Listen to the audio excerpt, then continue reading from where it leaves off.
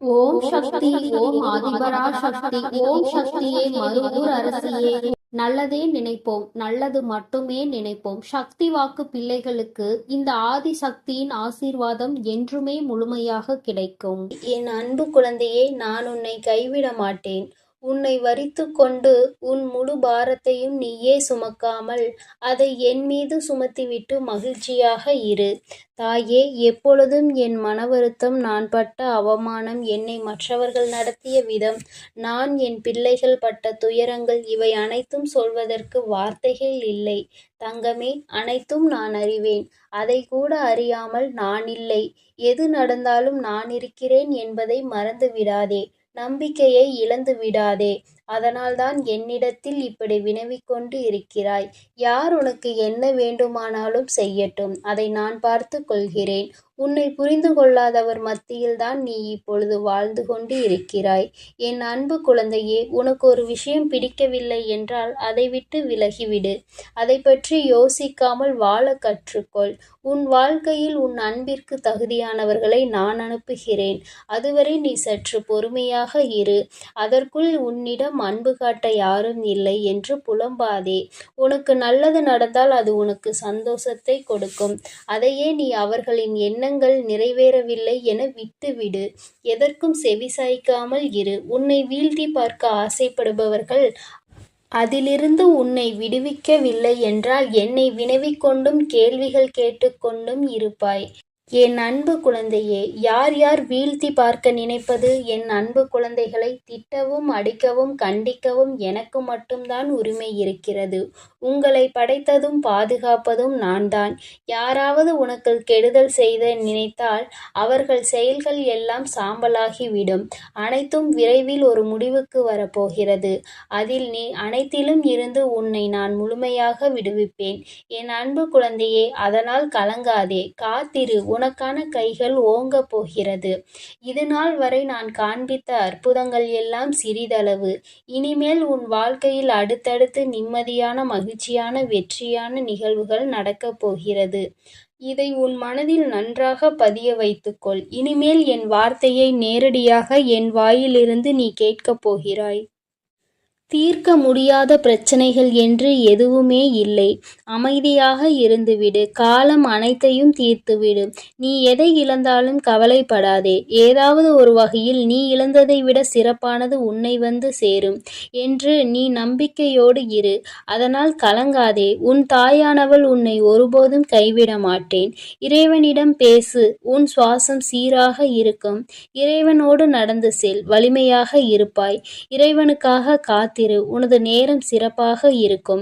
இறைவனை முழுமையாக நம்பு. உன் வாழ்க்கையில் எப்போதும் நீ வெற்றி பெறுவாய்.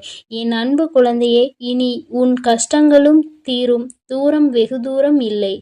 நான் உன் வாழ்வில் வந்து விட்டேன். இனி நீ மகிழ்ச்சியாய் வாழப்போகிறாய்.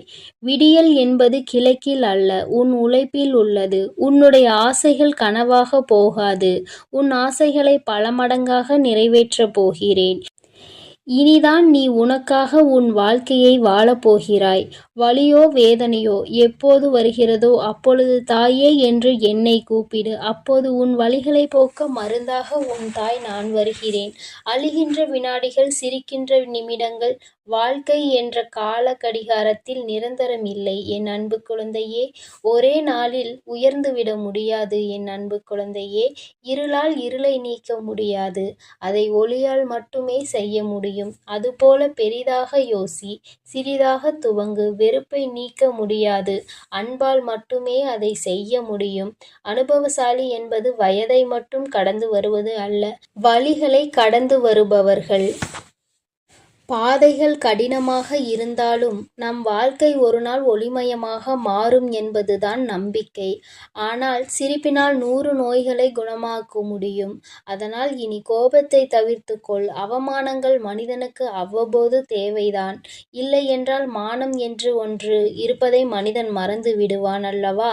என் அன்பு குழந்தையே, நம்பிக்கையோடு செயல்படுங்கள். நீங்கள் பிரச்சனையில் இருக்கும்போது அதுதான் முடிவாக இருக்குமோ என்று எண்ணாதீர்கள்.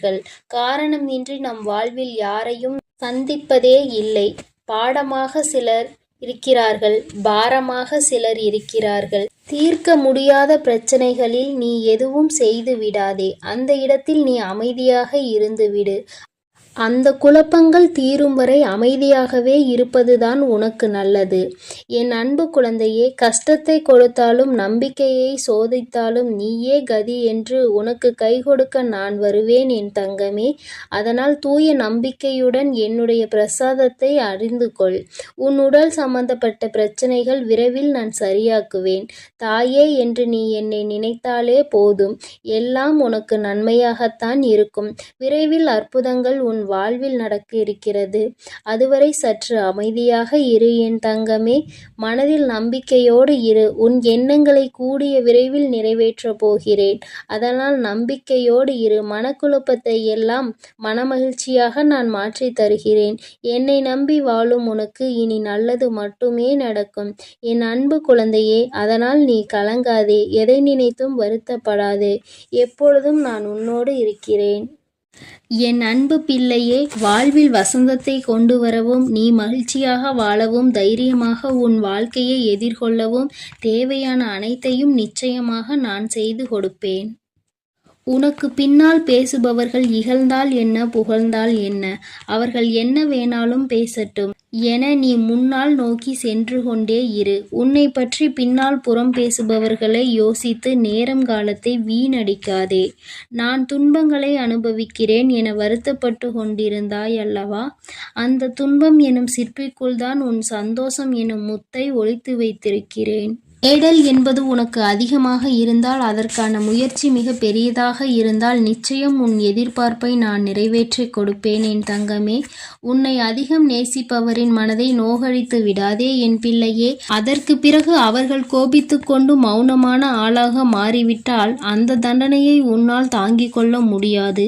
பல நேரங்களில் நீ நன்றாக பேசுவதை காட்டிலும் பேசாமல் இருப்பதுதான் உனக்கு நன்மை பயக்கும் என்பதை புரிந்து கொண்டு முடிந்தவரை எல்லா இடங்களிலும் மௌனமாக இருந்து உன்னை சுற்றி நடக்கும் விஷயங்களை உற்று நோக்கி கொண்டே இரு. நீ எதிர்பார்ப்பது போல நிச்சயம் உன் வாழ்க்கையை நான் மாற்றி அமைப்பேன். தொலைத்ததை தேடி அலைவதை விட்டுவிடு என் பிள்ளையே.